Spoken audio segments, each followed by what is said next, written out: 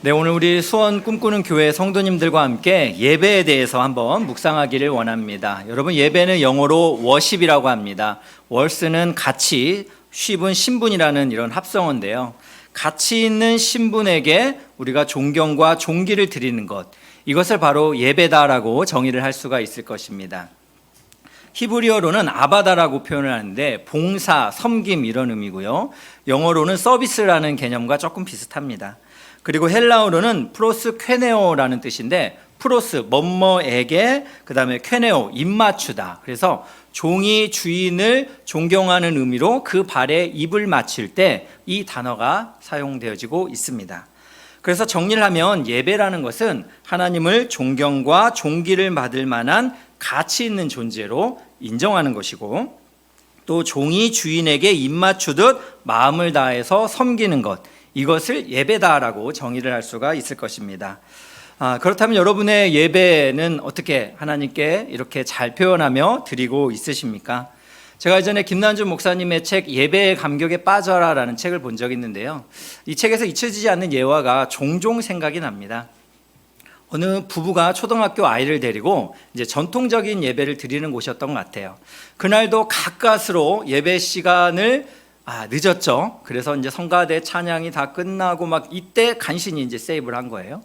그리고 이제 목사님의 설교는 설교 견디기죠. 그래서 막 꾸벅꾸벅 졸다가 막 이렇게 시간을 보내고 있습니다. 그러다가 이제 또 헌금 시간이 되면 또 잠에서 깨요, 이게 신기하게. 그러면서 이제 헌금 바구니를 그 교회는 돌리고 있었습니다. 이것을 살펴보던 초등학교 아이가 엄마 아빠를 향해 이렇게 말합니다. 엄마 아빠, 이제 요금 내고 집에 가자라고 말하는 거예요. 이 초등학교 아이의 눈에 비친 부모님의 예배 생활은 어느 공공기관을 이용하고 요금을 내고 가는 그런 정도로 여겨졌던 것 같습니다. 저는 가끔씩 이 제 예배 생활이 흐트러질 때 저도 저희 아이들이나 누가 보기에 또 하나님 보시기에 이런 식의 예배를 드리고 있진 않나, 이런 반성을 좀 해볼 때가 좀 많이 있는 것 같아요. 여러분은 좀 어떠십니까? 매주 우리가 예배를 드리지만 종교 생활처럼 습관처럼 예배를 드리는 경우도 있고, 또 마음이 콩밭에 가 있어요. 그래서 예배 끝나면 뭘 먹을까, 뭐 할까 이런 생각을 하는 경우도 있고, 또 몸만 예배당에 와서 마당만 밟고 가는 그런 경우도 많습니다. 여러분, 우리가 창세기를 보면 하나님이 가인과 아벨의 제사를 통해서 받으시는 제사, 받으시는 예배, 받지 않는 예배가 있다는 것을 생각해 볼 때 우리의 매주의 예배 생활은 어떠해야 되는지 한번 우리가 진지해 볼 필요가 있습니다.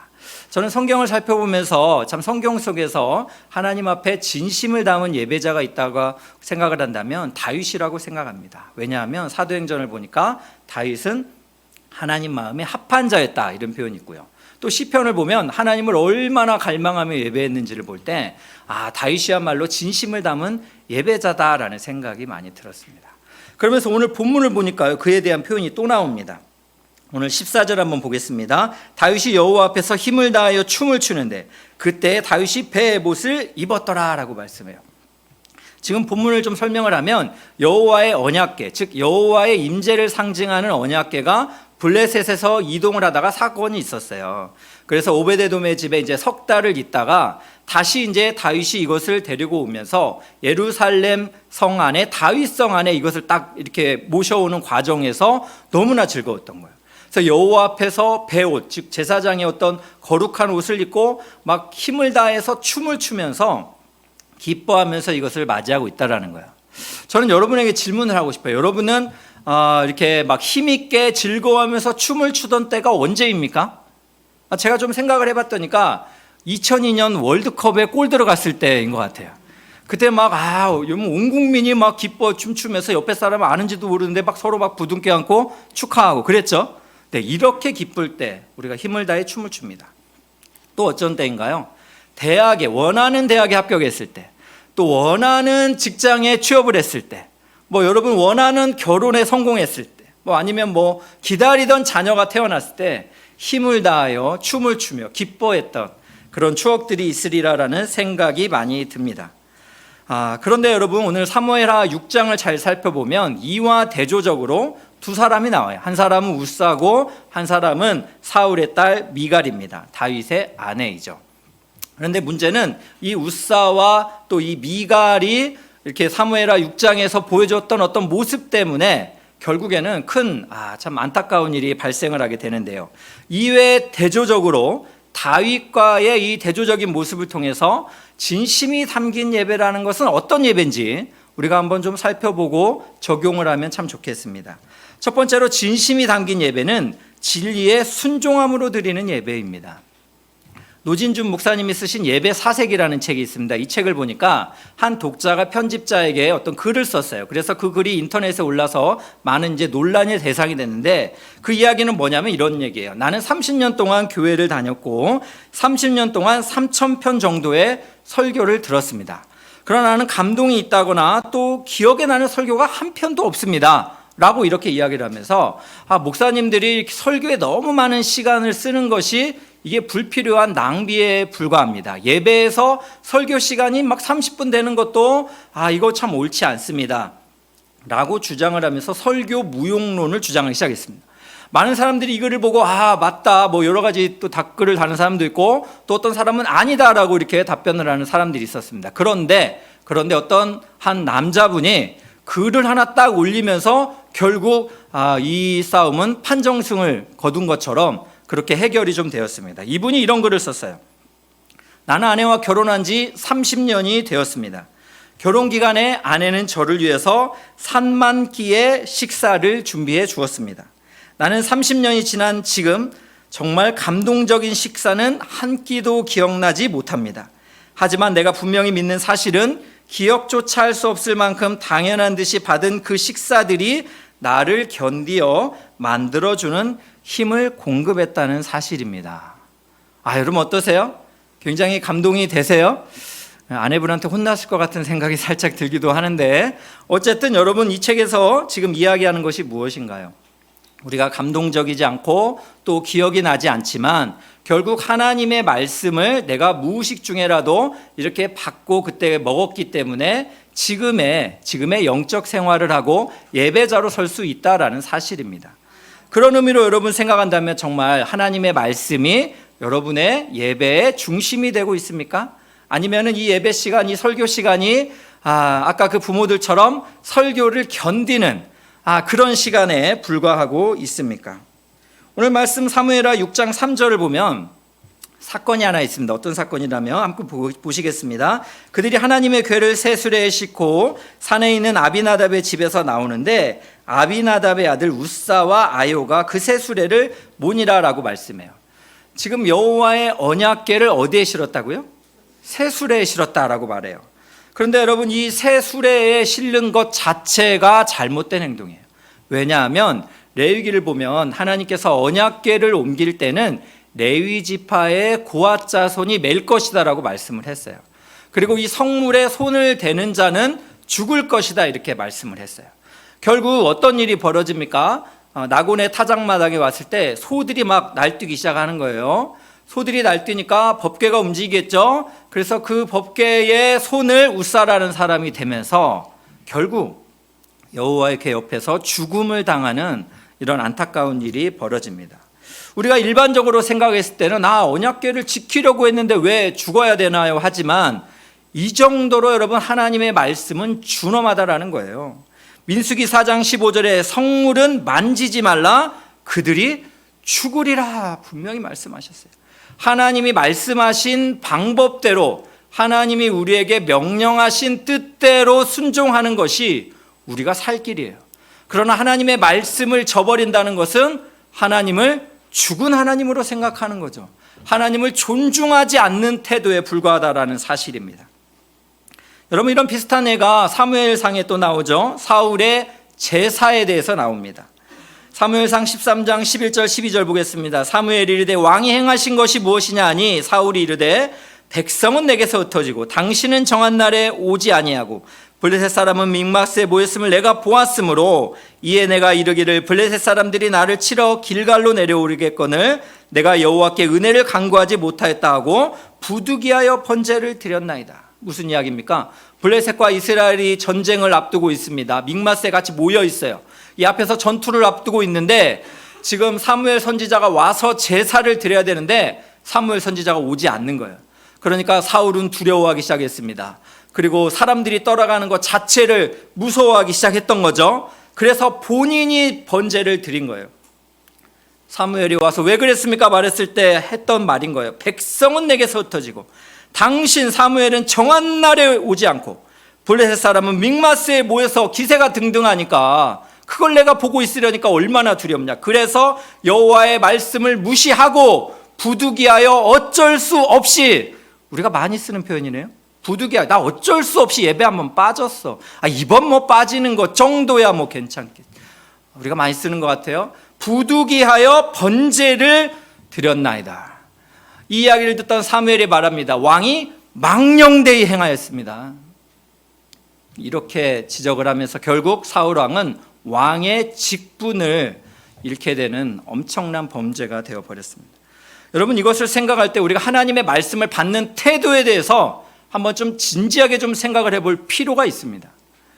제자 훈련을 이렇게 하면 이제 인터뷰를 하고 훈련을 시작하잖아요. 근데 처음 시작할 때와 마칠 때, 수료를 할 때, 여러분 훈련생들마다 마음이 다 달라요. 어떤 분은 너무너무 기뻐하고 어떤 분은 우울해하세요. 왠지 아세요? 시작과 마침이 똑같으니까. 뭔가 지식적으로 알면 많아진 것 같은데 삶의 변화가 아무것도 이루어지지 않았기 때문에. 그래서 어떤 분들은 제가 이렇게 우울해하면 물어봐요. 집사님 이렇게 훈련 잘 받으시고 왜 이렇게 우울해하세요? 그러면은 제가 삶이 변한 게 하나도 없어요. 가족들이 나에게 뭐 이런 거에 대해서 감탄을 받았다 이런 말 하나도 안 해요. 가족이 더 가까이 보는 거죠. 집사님 얼마나 숙제랑 막 이렇게 정성스럽고 감동적으로 내셨어요 라고 제가 말하면 그분이 이렇게 말했어요. 목사님, 쓰는 것과 사는 것은 다른 거예요. 제자훈련 숙제를 내는 것과 그것을 그대로 사는 것은 다른 얘기예요. 깜짝 놀랐습니다. 제가 진짜 깜짝 놀랐어요. 있을 수 있는 얘기입니까? 네, 여러분, 우리가 말과 그냥 쓰는 것으로만 우리가 그렇게 표현한다면 하나님 앞에서 부끄러운 거 아닌가요? 그렇게 알므로만 만족하는 예배가 되다 보면 예배는 30년을 드린 것 같고 뭐 몇십 년을 드린 것 같은데 삶에 아무런 변화가 없는 것이 우리에게 나타나고 있다는 비극이라는 저는 생각이 참 많이 듭니다. 다락방 예배를 이렇게 섬기다 보면 마찬가지예요. 저희 교회에서도 이렇게 65세 이상의 시니어 분들이 계세요. 거기 다락방을 제가 섬긴 적이 있는데 말씀을 진지하게 보다가 말씀 앞에 멈추는 우리 성도님들이 있어요. 참 권사님들이 정말 신앙이 좋은 분들이 참 많은데 어느 날은 그 자녀에 대한 이야기가 나오면서 이 앞에 있는 권사님이 그런 말을 하면서 이분에게 권면을 했어요. 권사님, 사랑하는 딸에게 정중하게 권사님이 엄마로서 잘못한 것을 그렇게 용서를 구한 적이 있냐고. 쉬운 일이 아니잖아요. 그래서 이분이 말하는 거예요. 자신은 이렇게 신앙생활을 하면서 어느 날 사춘기 아들을 향해서 성령님이 참 굉장히 용서를 구하는 사과를 요청을 하신 것 같아요. 너무너무 엄마로서 자존심이 상하는 일이지만 성령이 말씀하시는 것 같아요. 떠나지가 않아서 결국 그렇게 아들에게 정말 무릎 꿇고 미안하다라는 그런 이야기를 했다라는 거예요. 결국 두 분의 관계가 너무너무 회복이 되었다라는 거예요. 그래서 이 앞에 있는 권사님도 사랑하는 딸하고 진정한 회복을 원한다면 원하던 원치 않았던 실수했던 그 딸 아이의 마음을 상하게 했던 그 무언가가 있다라는 것을 한번 성령 앞에서 진지하게 고민을 해보고 그리고 용기를 내서 좀 말을 해보면 어떻습니까? 이렇게 얘기를 하시죠. 이분이 이 얘기를 듣고 저는 막 걱정이 됐어요. 두 분이 싸우면 어떠나 막 진짜 걱정이 돼서 중간에서 이거 뭐 너무 그렇게 세게 말하면 안 돼요. 막 이랬는데 어쨌든 일주일이 지나도 이분도 정말 귀한 분이시죠. 이 말씀이 떠나지가 않더래요. 그래서 그 다음 주에 와서 내가 그 말씀이 하나님 음성으로 들렸습니다. 그래서 딸이 출장을 다녀오면 내가 그렇게 딸 아이에게 용서를 구하고 그리고 권사님 말처럼 일주일을 기도하다 보니까 딸에게 너무나 씻을 수 없는 미안한 일을 했다라는 것이 떠올랐대요. 사랑하는 성도 여러분, 하나님의 말씀 앞에서 멈출 수 있는 그런 진지한 영성가가 되시길 진심으로 축복합니다. 많은 사람들이 하나님의 말씀과 하나님을 별개로 여겨요. 그렇지 않아요. 하나님이 하나님의 말씀인 거예요. 성경은 말씀이 육신이 되어 우리 가운데 거했단 말씀.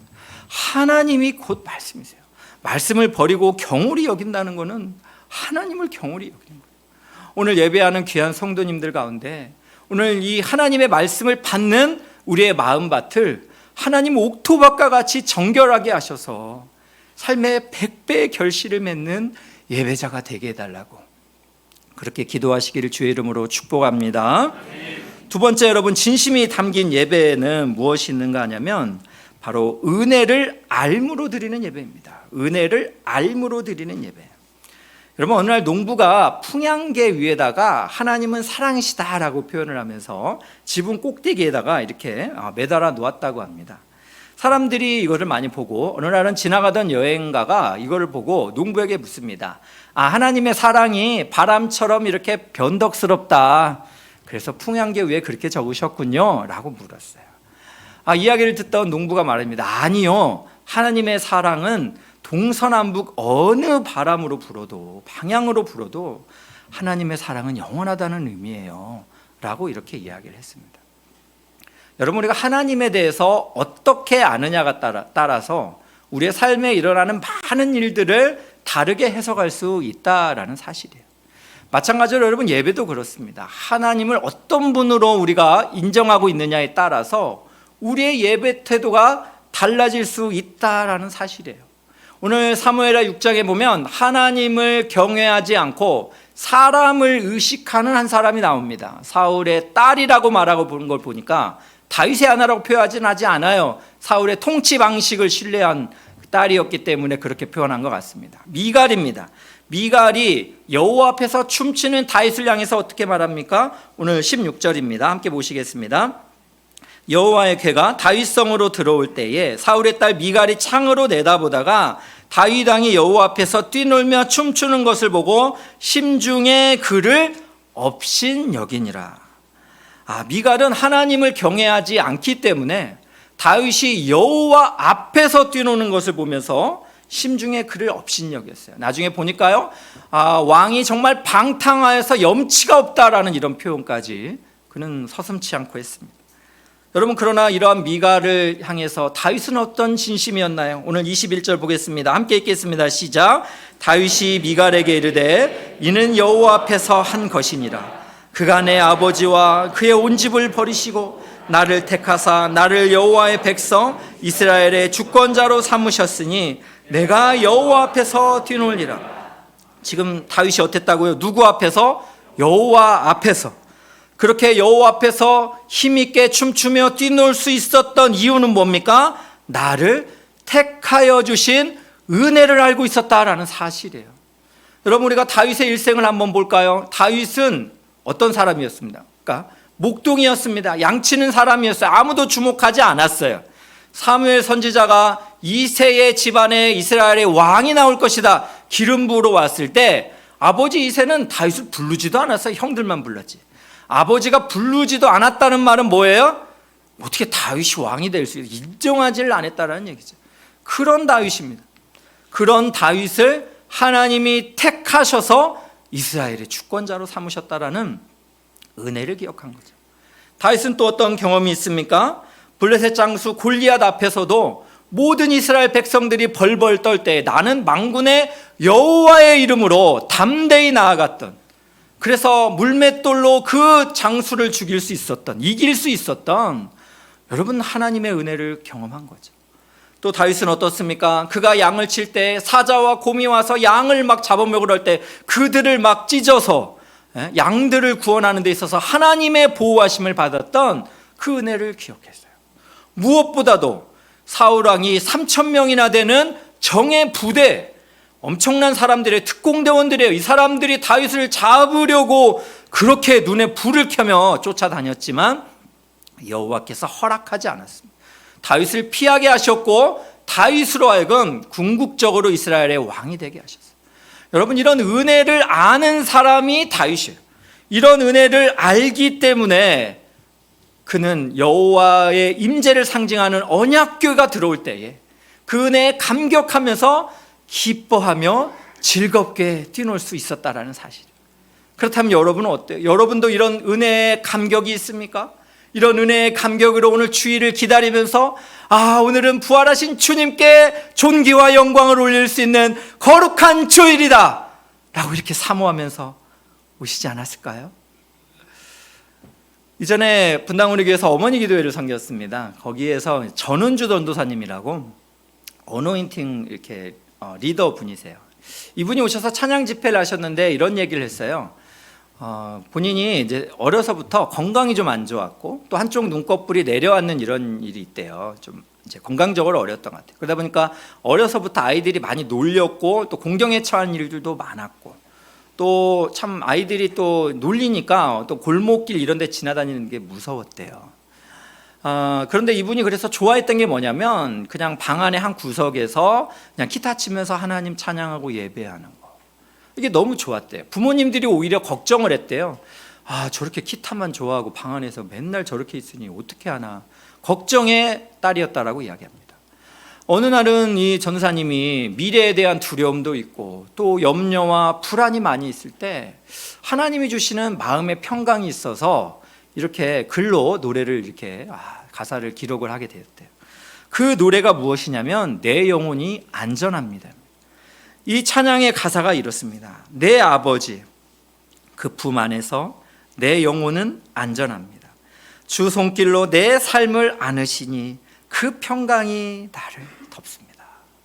전은 전사님은 미래에 대한 불안과 염려 또 본인의 건강에 대한 어려움이 있었지만 그때마다 하나님이 나의 아버지가 되시고 주님의 그 손길이 나를 덮으시니까 내가 세상에 어떠한 일들을 처할지라도 평강이 나를 덮습니다라고 믿음의 고백을 할 수 있었다라는 사실이에요.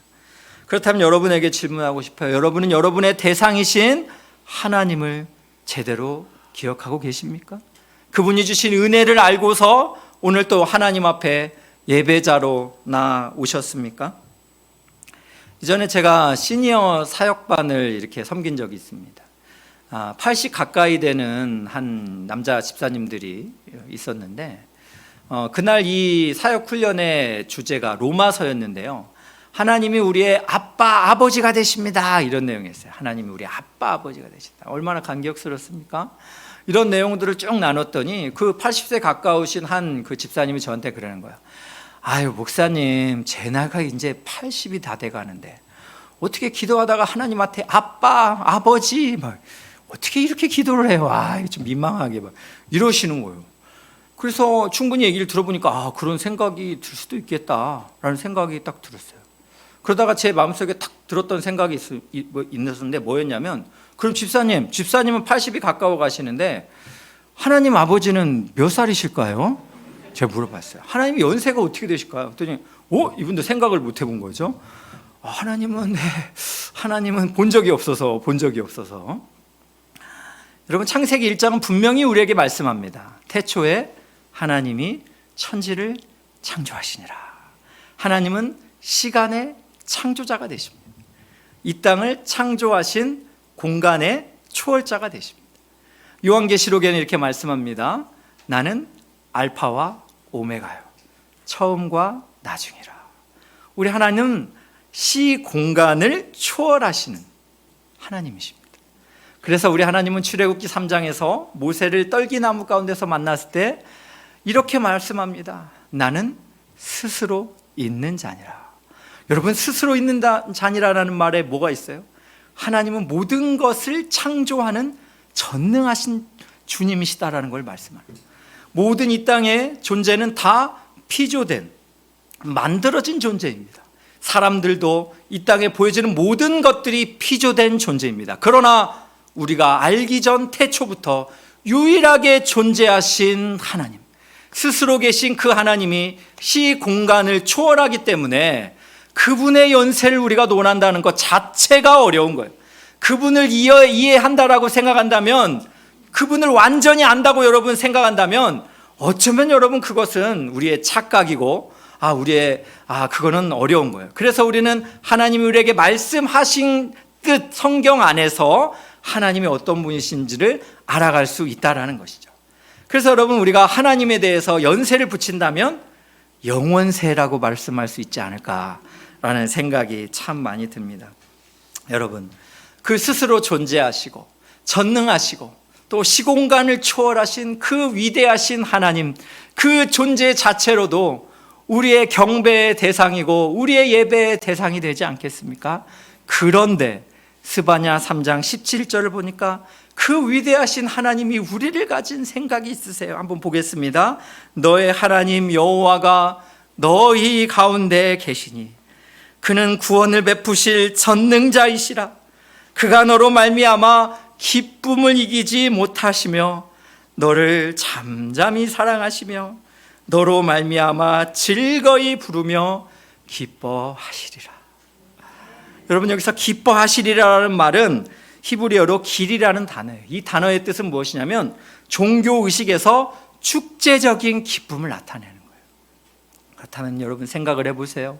그 위대하신 하나님이 우리를 너무너무 사랑하셔서 우리에게 구원을 베푸시고 우리를 사랑하시기 때문에 기쁨을 이기지 못하는 축제적인 기쁨으로 우리를 사랑하신다라는 것을 생각할 때, 여러분 오늘 또 우리가 예배하면서 그분을 너무나 사랑하고 그분에게 우리의 모든 마음과 정성을 드리고자 하는 그런 마음의 감격이 저절로 일어나지 않습니까?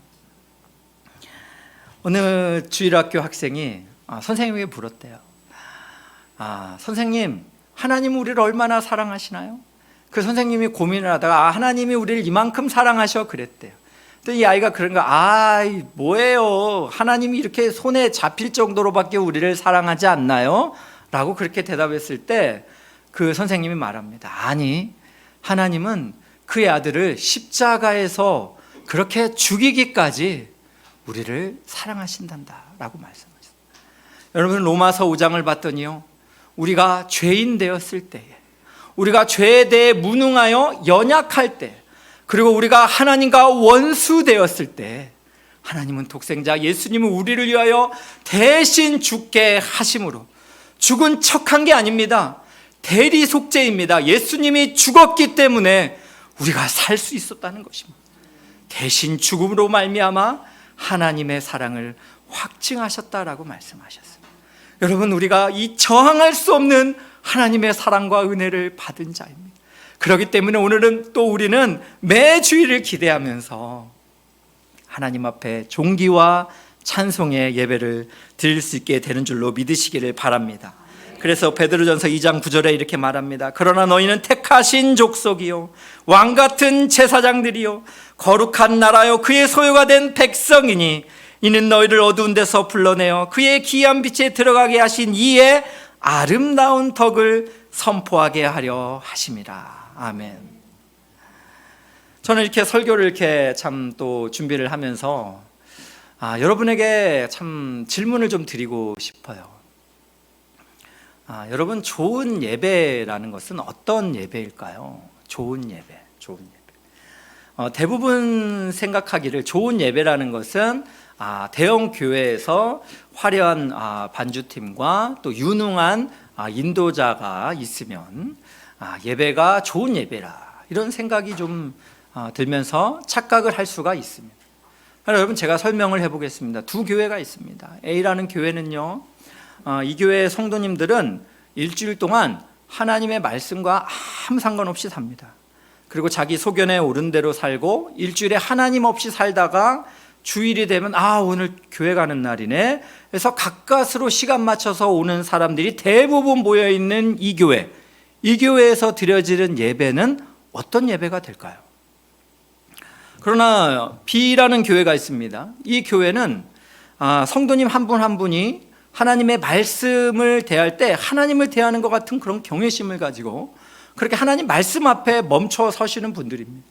그리고 일주일을 하나님께서 주시는 힘과 용기로 한 주 한 주를 살아가면서 그 부활하신 주님을 기념하는 주일을 기대하다가 예배 시작 찬송 정말 몇십 분 전에 오셔서 기도를 준비하시고 오늘 본문의 말씀을 읽으면서 오늘 말씀을 주실 것을 막 기대하면서 이렇게 또 예배에 들어오기 전에 막 줄도 서 있으면서 들어오시는 사람들이 많이 모여 있는 분들이 드리는 이 예배, 여러분, 이 예배는 어떨까요? 저는 우리 수원 꿈꾸는 교회에 오늘 와서 깜짝 놀랐어요. 솔직히 보니까 찬양대가 벌써 이렇게 하나님 앞에서 마음과 정성을 다해서 예배를 준비하고, 오늘 우리 반주팀들도 굉장히 또 잘하세요, 제가 보니까. 그리고 일부 예배를 드리니까 말씀 앞에서 여러분들이 임하는 자세가 너무 진지하세요. 지금 여러분들처럼. 그리고 기도회를 일부 예배 때 했더니 기도도 엄청 잘하세요. 아멘도 엄청 잘하시고. 그래서 제가 무슨 생각했냐면 설교 본문을 잘못 가져온 것 같아. 이미 진심이 담긴 예배를 드리고 있는 교회에 내가 이거를 하나님 이거 어떻게 하죠? 내가 정말 이 잠깐 쉬는 사이에 기도했어요. 그리고 좀 회개했어요. 저는 사실 지금 휴가가 마친 시점이거든요. 휴가 마치는 날 와서 지금 말씀을 전하고 있어요. 그래서 여러분을 이렇게 만날 것을 이렇게 설레이면서 기대하면서 왔는데 오히려 제가 회개가 되더라고요. 성도님들은 이렇게 오늘 또 주일 예배를 드리면서 진심을 담아서 예배를 하기 원하는데 목사인 저는 말씀을 전하면서 내가 진리에 순종함이 있는가? 하나님의 은혜를 아는 은혜의 감격이 있는가?